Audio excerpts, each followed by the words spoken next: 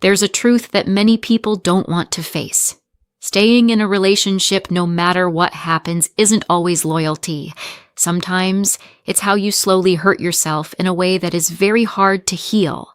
Take a moment and let that sink in.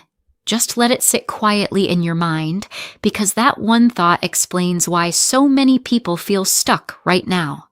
My name is Bennett. I'm here to answer the private questions you don't always say out loud. Today we'll talk about 10 clear signs your relationship is over and why you're still staying. Maybe right now you're sitting there with your phone in your hand, looking at old messages from months or even years ago. Maybe you feel that heavy pressure in your chest that doesn't seem to go away.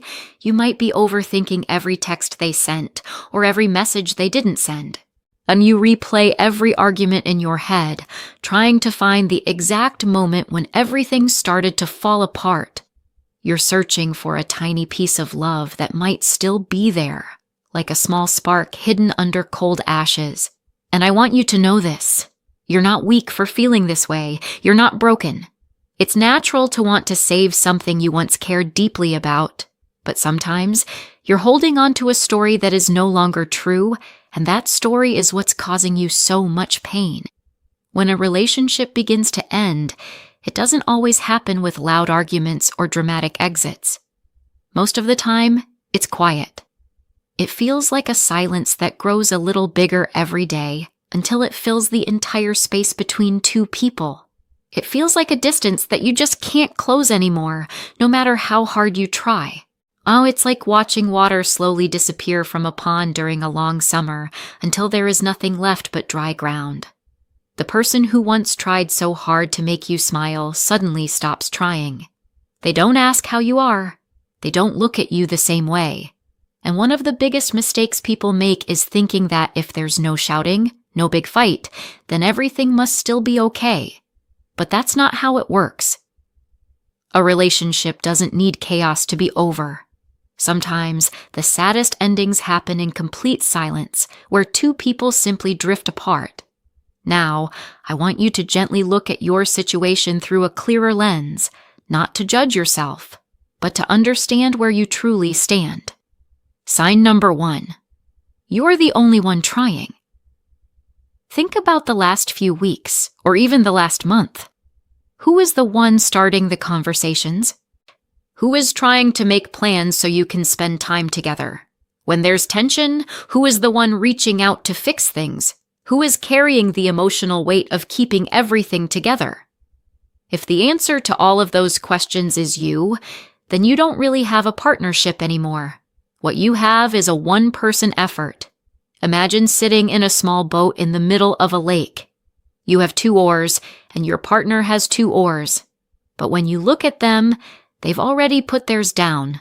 They're just sitting there, doing nothing, while you keep rowing harder and harder, trying to move forward. That's what it feels like when only one person is still trying. Sign number 2. You feel lonely even when they're there. Loneliness inside a relationship is one of the most painful feelings a person can experience.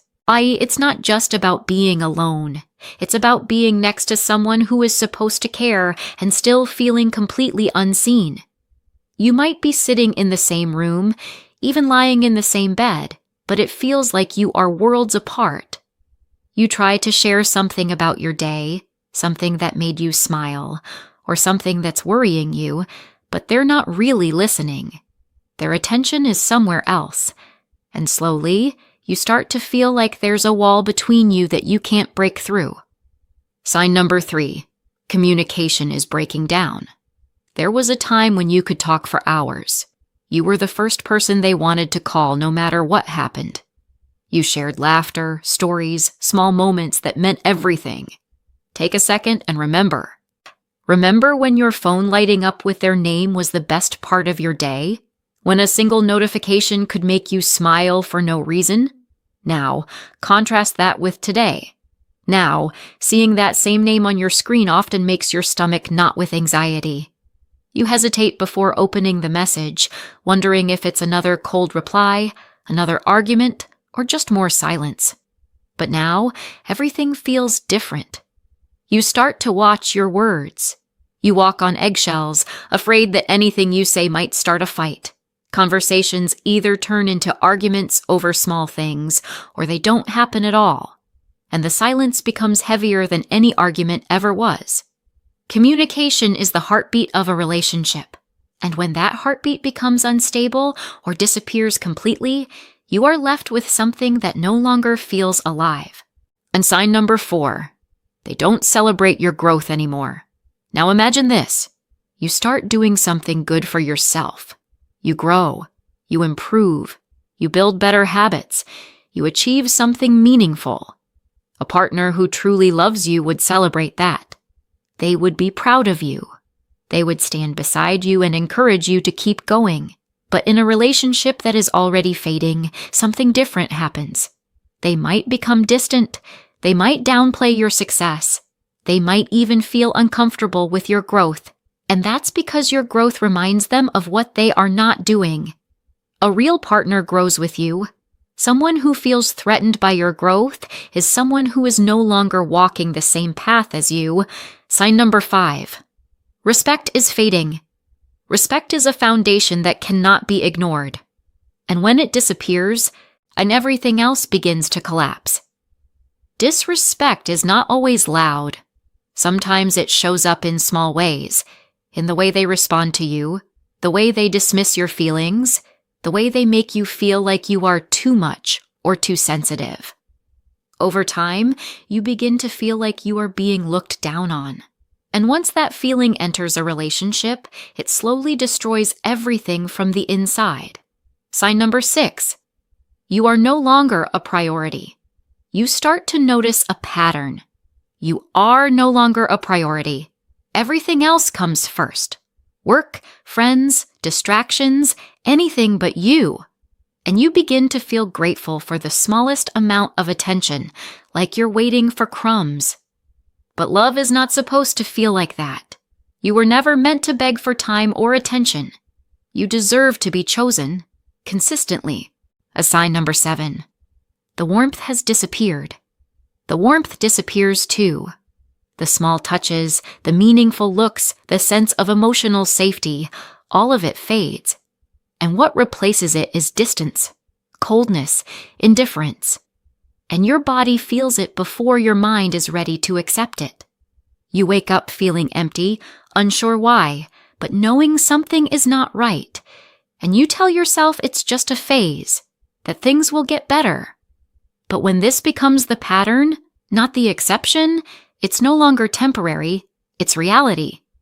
Sign number 8. You are losing yourself. And then something even deeper happens.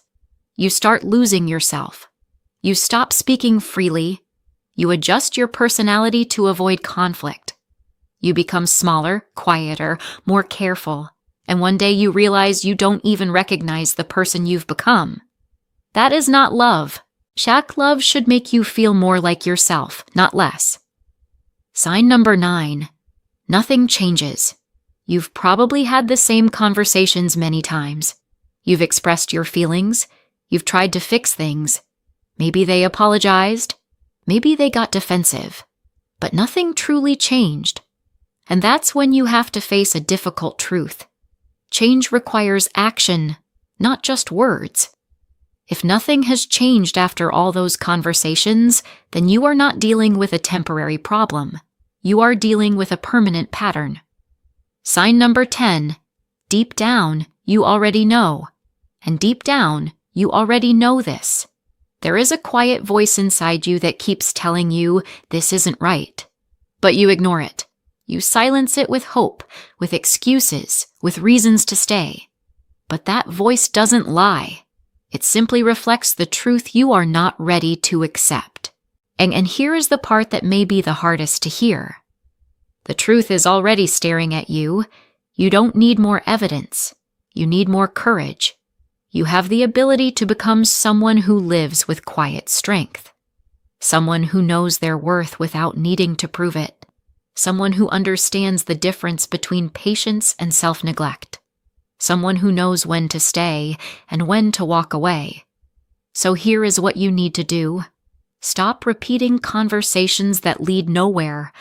Stop watching them and waiting for them to change. Stop confusing uncertainty with a reason to stay. Instead, look at your life as it is today, not as you hope it will be in the future. Return to the things that make you feel alive. Reconnect with who you are outside of this relationship.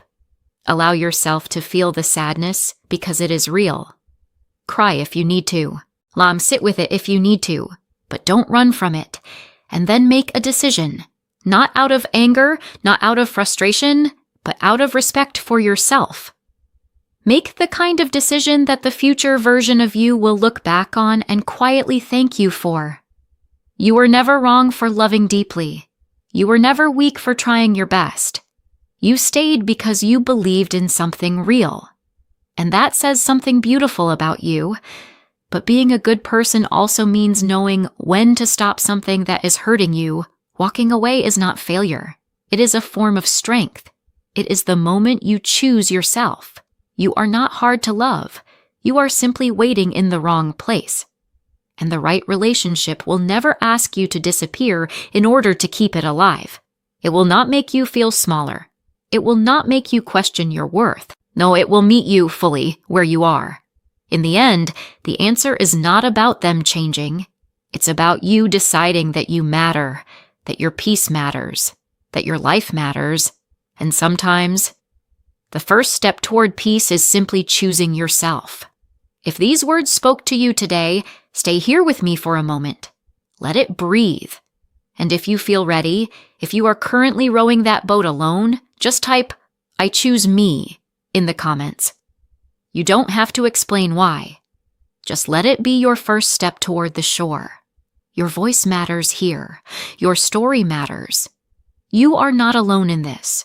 There are so many people walking this same path, learning to let go, learning to heal, learning to choose themselves again. And I'll be right here with you in the next conversation.